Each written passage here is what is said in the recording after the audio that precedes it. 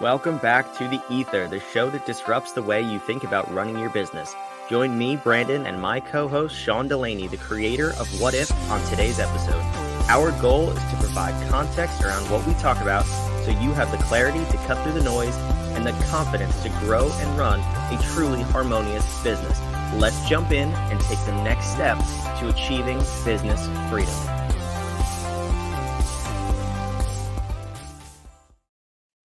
Yellow, business freedom achiever. Let's crack a lack. What are we doing? We're disrupting? We're disrupting. There's nothing more disruptive than a scratched glasses lens, and I think I have one of those. So I'm already disrupted. We have achieved the mission for today. All right. Peace. That's it. We're out. See you next week.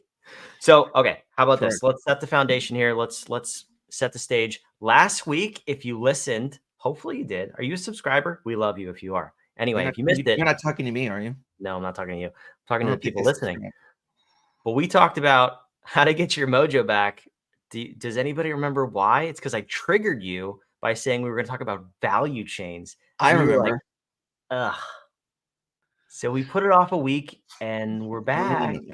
You're not selling this right, because I didn't go value chains. You set me off on a myriad of topics before we got on. And I was not anywhere near that I could hear the mellifluous sounds of value chains. I love value chain. I love it for all the reasons that one should love it, because of the focus and clarity and perspective that it gives you. So Brandon, please tee us up. Why did you want to talk about value chains? I love it. I always tell our clients value chains are the sexiest thing in your business. And I think I might be overselling it, but no. So why I wanted to talk about it, because we obviously take our clients through the harmonious architecture, and I start talking about value chain mapping to understand where things are touching clients, what needs to happen internally. Are we maximizing those client interactions to maximize retention, profits, all these things? And I get these blank stares back, and people go, where do I buy a value chain? Is that like a chain link fence? Is that a Home Depot or a Lowe's thing? And I'm being a little bit dramatic here, and our clients aren't that dumb, but people don't fully understand what a value chain is. So I said, hey, let's explain it. Let's break it down in the context of harmonious. Welcome back. Look at me go. I'm pressing buttons left and right.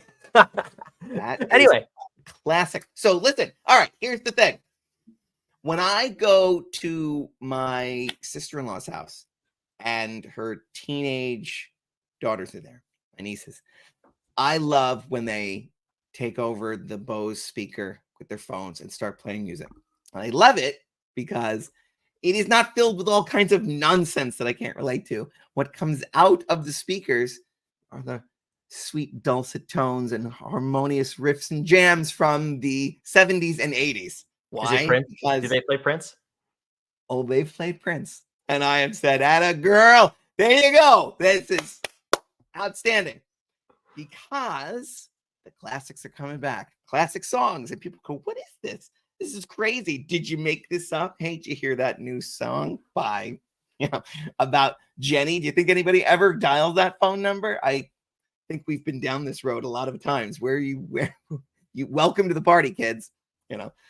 Anyway, so just like Led Zeppelin, value chains is an oldie but a goodie. It's a classic tune that people have forgotten to sing. It's a classic instrument that they've forgotten to play.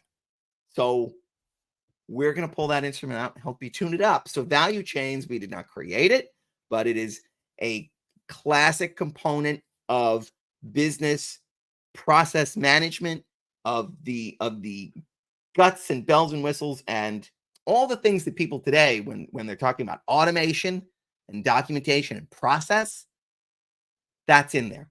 But value chains gives people a different lens to think about their processes. So when you think about a value chain, this is, for us in our architecture, when we talk about order, the discipline of that every business has to have. So let's just ground there for a second.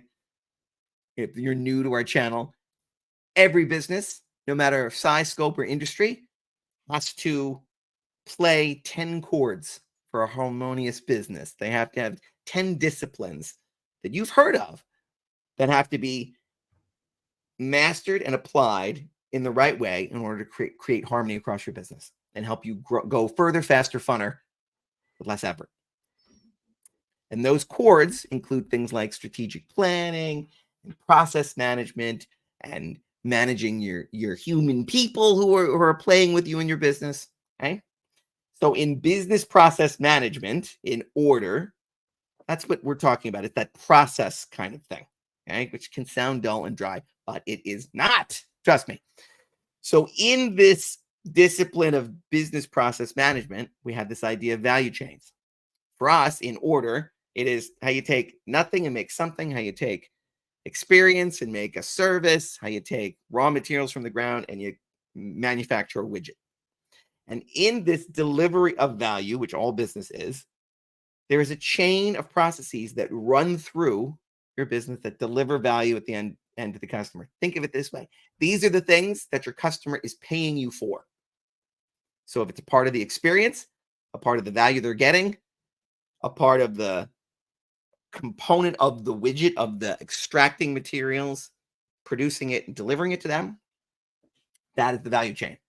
And if it is something else that you are doing that is not that, it might be a support process, but it is not the value chain. It's one of your other supporting areas. And you should think of it this way because it'll help you to find the right things that you need to automate, the right dials to turn in order to improve things like customer satisfaction or loyalty or retention.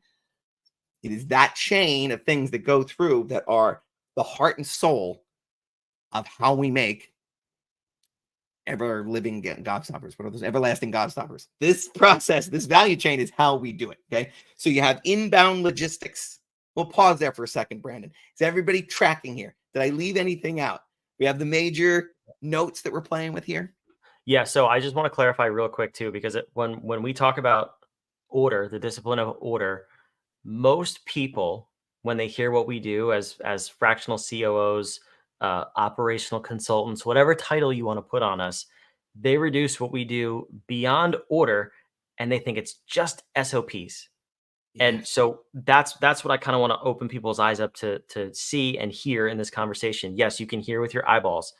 Is we're talking about SOPs, standard operating procedures, are a component of order, but the broader discipline is so much bigger. It includes things like a value chain, which we're breaking down. And the 10 disciplines of what we do are not all within order as well. So the operations of your business, so much bigger than just SOPs. So now you can dive back into breaking down a value chain. Okay, that's good. All right. So when you think about what's in the value chain and not, so the kinds of things from if we're delivering value, we're taking nothing to make something. On the value chain first, we have inbound logistics. How are we getting the things? We have a widget. We got to assemble it though. So what are the parts and components of that? How do we generate source material, if it's advice or guidance, whatever it is? What is the inbound logistics of things? How do we procure it, store it, get it ready? Operations, and this is when a lot of people say, well, when they say, who is your ops manager? Who's your operations manager? I immediately go to the person managing this. This isn't what we talk about when we say chief operating officer, because I think everything that the CEO isn't doing falls under that. It's everything else. Okay. So here we're talking about operations. It's the actual assembly of the widget, the creation of and running of the courses, the maintenance of those assembly machines. Okay. That is operations. Then we have outbound logistics. How do we now take the thing and deliver it to the customers? Whatever tubes and pipes we have for that, whether it's a service or a physical product. And then the marketing and sales of that combined. Those are one discipline for us. That's ubiquity. But marketing and sales are typically how that's thought of. And all the things that go into that. Okay, that's and then there's the service. So I'm not talking about fulfillment there. Fulfillment's back further in the operations. I'm talking about service being, I don't know my password. I can't log in.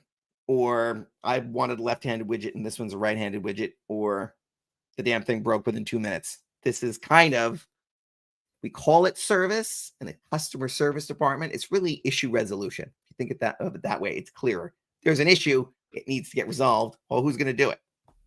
Call that guy. Okay. Everything else is a support process. IT, HR, research and development, learning and development, procurement in a lot of cases. And so you say, but procurement's important because you said we're going to have pieces and parts, and then we're going to have warehousing. And if you don't get cheap parts, you can't give them a cheap widget. We know our clients want cheap widgets, not sturdy widgets or fast widgets. They just want them cheap. So if you can't get me cheap parts, I can't give it to them cheap. So isn't procurement part of it? Well, that's also like saying they want great service, so HR has to provide great service. Are they paying you for great issue resolution? They're not paying you for great issue resolution. That is a component of your brand that makes you more likable. But really, I would never pride myself on an issue resolution center, because I'd rather have a business that doesn't generate that many issues. But okay, aside from the point, they're not paying for issue resolution. That gets you out of hot water afterwards. They're also not paying you to hire the best people in the world. They just want the best service. How you get that strategically for you might be, we're going to hire the best people in the world. Pepsi is known for generating future HR leaders of America. Why? Because they pride themselves on their leadership program. They're like, nobody's going to have a better people management practice discipline than us. Great. I'm not paying you for that. A Pepsi better not cost 3 times what a Coke does, because I'm not paying for that.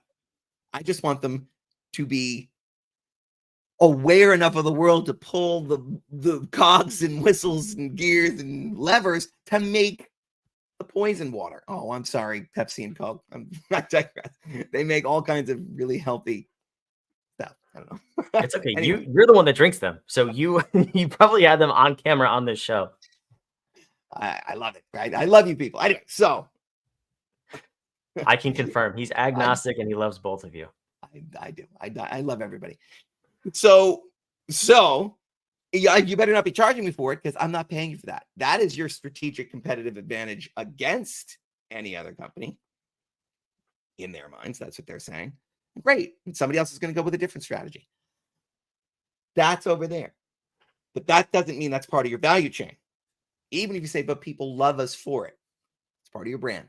Let's just be clear of where it is, so we're making the right decisions when we start pulling at things and tinkering with things and try to disassemble them later, because we're working on a different project and we don't have our eye on whatever that discipline is. This is how the disciplines get linked together.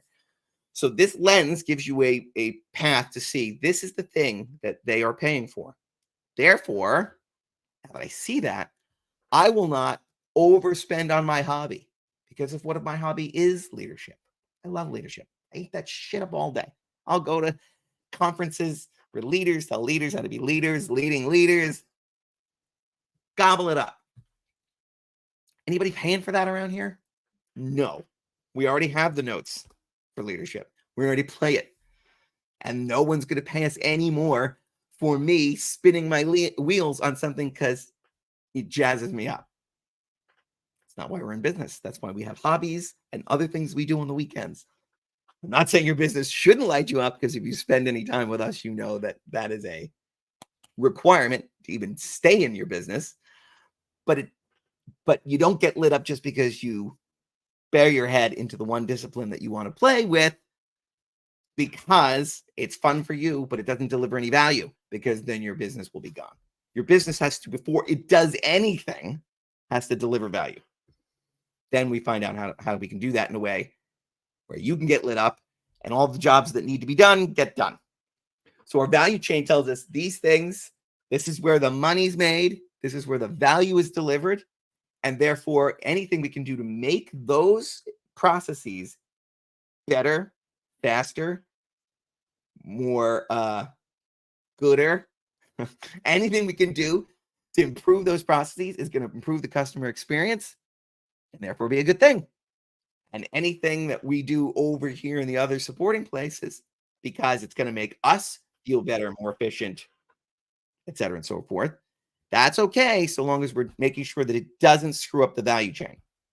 I just had this happen to me where a service provider who I've been with for 20 years sold the business, new person takes over, and they start automating for efficiency, improving their processes, changing how things run around here with an eye towards them, or at the very least, an eye towards all processes are the same.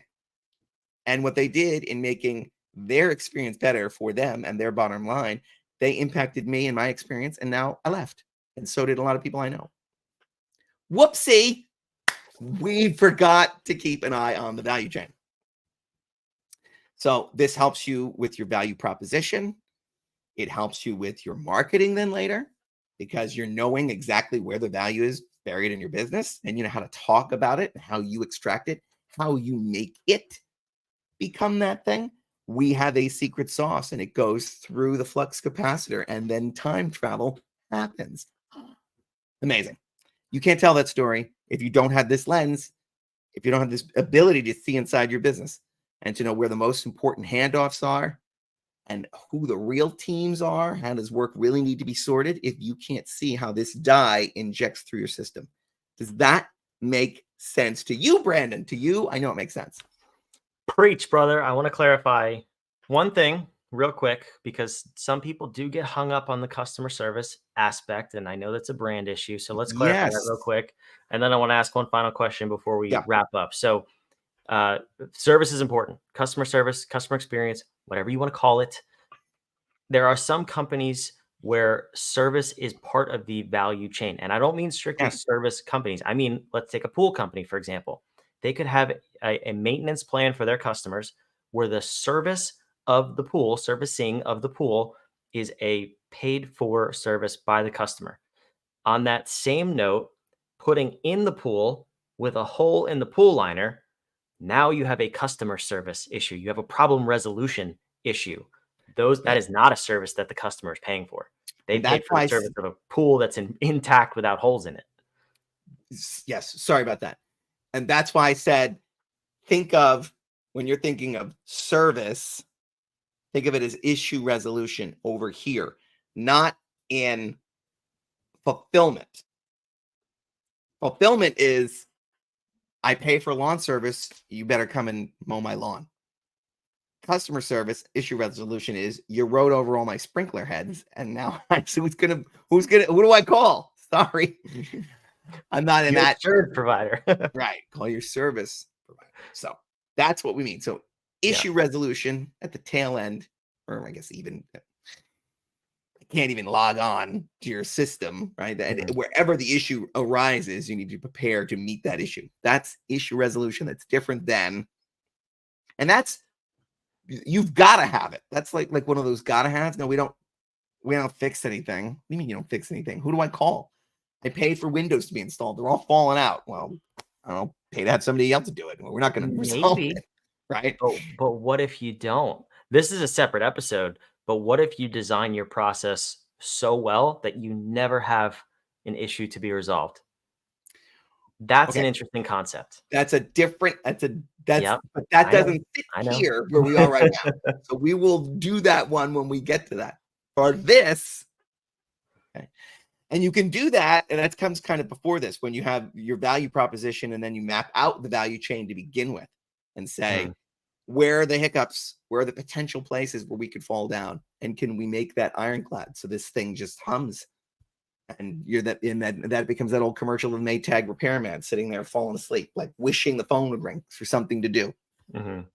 So that's actually where I wanted to go next and wrap up this episode. We have 4 minutes to record this. How does someone walk away from this episode and what's next, basically? If you've never heard of a value chain, or maybe yours aren't clearly identified, wherever you fit within this, how does someone walk away from this and map a value chain in their business? Maybe you have several. What do they do for that? Oh, crap. Well, in 4 minutes. So because speed version, and we could always do a part 2. So Speed version. So you've got to know, you already have had to have done the work. Go and listen to our stuff on mission, vision, and core value. You got to know what is your mission, who are you serving? And then you need to do some work on a value proposition. What is the value I am trying to deliver them? What are the jobs to be done that I am solving for those people? And you need to go back and do this, not just look at all of your processes and say, where does the real value come? Because if you haven't done this before, you may not be able to see it, and it might just look like everything bleeds into everything else. Okay. So if you haven't been doing a lot of process mapping and job description and job function documentation, it's going to be hard to do it. So start with, what's my value proposition? What's my promise to the marketplace? And then what processes, if suddenly nobody worked here, we threw all the jobs out the window, and things have to get done in order to do that thing directly that the client can't do for themselves, or I couldn't outsource because it's core to what we do. If you can't outsource it, it's core to what we do. That's another indicator that you might be talking about your value chain. And then just look at all the things that have to happen, regardless of where you had them before, across your matrixed organization or whatever it is. Just these are the steps. And when you come across, well, then somebody would have to hire that person first. That's HR. Just put it over here in a bucket. We're not really mapping it. We're just making a note for later. And once you see where something goes from nothing to something, from the raw materials into the widget, map that out, name the steps, and then now you can start doing your documentation and see where all the handoffs are and where all those other processes that you knew had existed somewhere out there that supported this, they will start to emerge. And now you'll have kind of a clear line of this like beacon of value through your business, and who touches it where and when. Now we can start the process of proper team formation and job alignment and job functionality from one to the other. I love it. That also sounded a little bit complex, but guess what? I have great news. It's not, but it might be. So we'll give you the grace to say maybe it's a little bit complex. We have training videos in our school community, and you are more than welcome to check those out. Just message us. We'll let you in. How about that? Come have a conversation with us. You can join our school community. All of this training, all of the training videos and access you need to start building out this stuff for your company is in there. We don't bite. It'll be fun. In those videos, I describe it to my children and they get it. It is actually not, yes. It only sounds, if you haven't heard these terms before, it only sounds complicated because you just don't know the language. There's a lot of dumb lawyers out there that make people think they're smart because they throw a lot of Latin around. You just don't know the words. Once you know the words, you'll realize what big dumb idiots me and Brandon are. I love it. And yes, his daughter did basically teach one of the lessons. She was the example with one of her businesses with one of your sons, which was awesome. I loved it. So yes, it's very simple. You just have to hear it, see it all laid out, and then do it for your business. I promise you, you will like what the results look like when you do it for your business. It makes things a lot simpler. All right. Maybe we'll do a part 2 on value chain. Maybe we won't. I don't know, but we will see you next week. So please subscribe. We are at Ask What If over on YouTube. That's the best place to access all of our content. See you for next time.